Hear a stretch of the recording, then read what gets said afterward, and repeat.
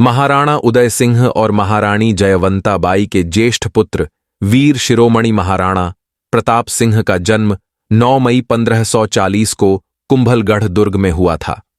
हिंदू पंचांग के अनुसार प्रतिवर्ष ज्येष्ठ मास के शुक्ल पक्ष तृतीया को प्रताप जयंती मनाई जाती है।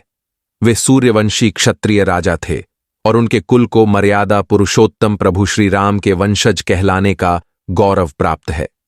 महाराणा प्रताप सिंह का नाम सुनते ही धमनियों में शौर्य और पराक्रम का रक्त प्रवाहित होने लगता है। मस्तक गर्व और स्वाभिमान से ऊंचा हो उठता है। स्वतंत्रता प्राप्ति के पश्चात कुछ तथाकथित दरबारी इतिहासकारों ने बड़े ही प्रायोजित ढंग से हमारे भीतर हीन भावना पैदा करने की घृणित चेष्टा की। हमारे मन मस्तिष्क में यह भर दिया गया कि भारत का इतिहास तो पराजय का इतिहास है। हद तो तब गई जब मलेच्छों के सिरमौर अकबर को इन तथाकथित इतिहासकारों ने द ग्रेट का स्थायी विशेषण जोड़कर मां भारतीय के अमर सपूत महाराणा प्रताप सहित समूचे भारतवर्ष को भी अपमानित कर दिया।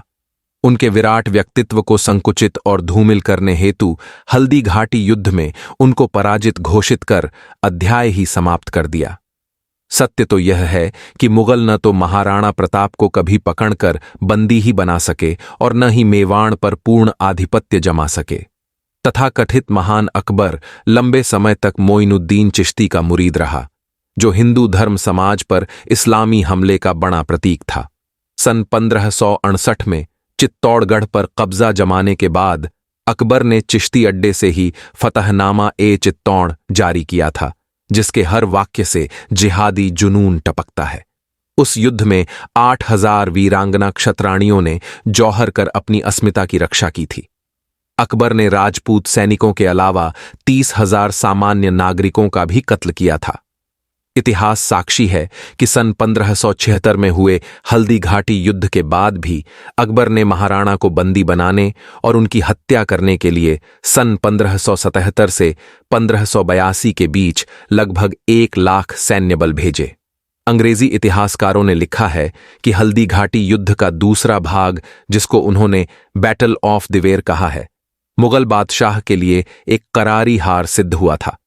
कर्नल टॉड ने भी अपनी किताब में जहां हल्दी घाटी को थर्मोपल्ली ऑफ मेवाड़ की संज्ञा दी, वहीं दिवेर के युद्ध को मेवाड़ का मैराथन बताया है। यहां बता दे कि मैराथन का युद्ध 490 ईपू मैराथन नामक स्थान पर यूनान के मिल्टियाड्स एवं फारस के डेरियस के मध्य हुआ, जिसमें यूनान की विजय हुई थी। इस युद्ध में यूनान ने अद्वितीय वीरता दिखाई थी।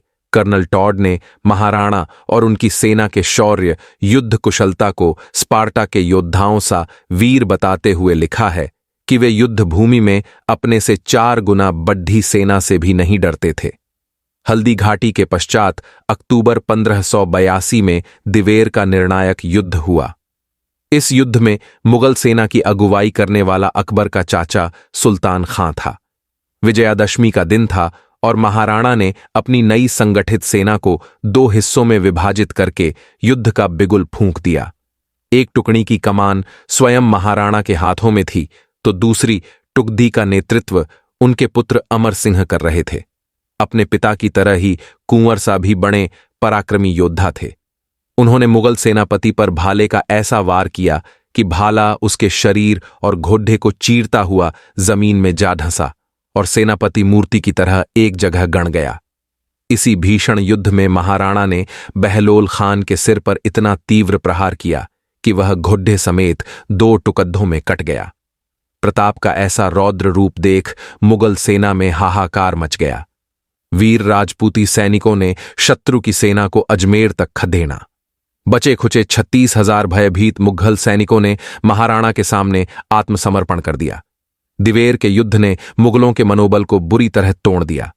इस युद्ध के पश्चात प्रताप ने गोगुंदा, कुंभलगढ़, बस्सी, चावंड, जावर, मदारियां, मोही, मांडलगढ़ जैसे महत्वपूर्ण ठिकानों को अपने अधीन कर लिया। केवल चित्तौड़गढ़ को छोड़ अन्य सभी दुर्गों पर पुनः केसरिया ध्वज फहरने लगा। यह भी वर्णित है कि इसके पश्चात भयातुर अकबर ने आगरा छोड़कर लाहौर को अपनी राजधानी बना ली थी।